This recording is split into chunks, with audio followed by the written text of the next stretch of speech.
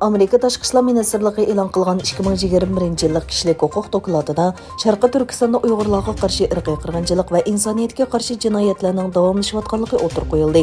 12 aprel kuni Amerika Tashqi ishlar ministrligi bu munosabat bilan maxsus muxbirlarni kutib olish yig'ini chaqirdi. Amerika Tashqi ishlar ministri Antony Blinken Xitoy hukumatining Uyg'urlarni qirg'in qilishini keskin tanqidladi. U bu haqda qilgan so'zida Xitoy hukumati hozir Uyg'ur avtonom rayonida Uyg'urlarni asos qilgan holda musulmonlar ammasiga qarata qirg'inchilik va insoniyatga qarshi jinoyatlarni sodir qilishni texicha davom qilyotidi dedi.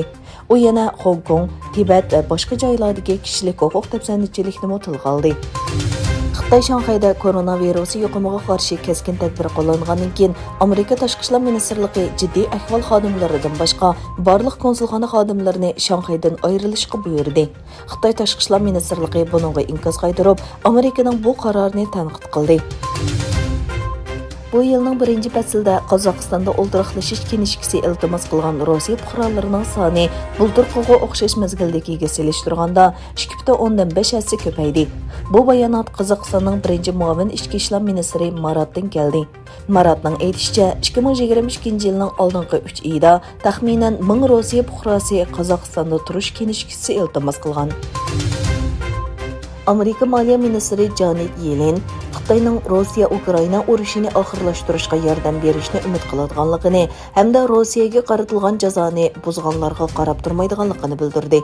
Yellen Atlantik okean kengashi sohibxonlik qilgan faoliyatda dunyo iqtisodiga baho berdi.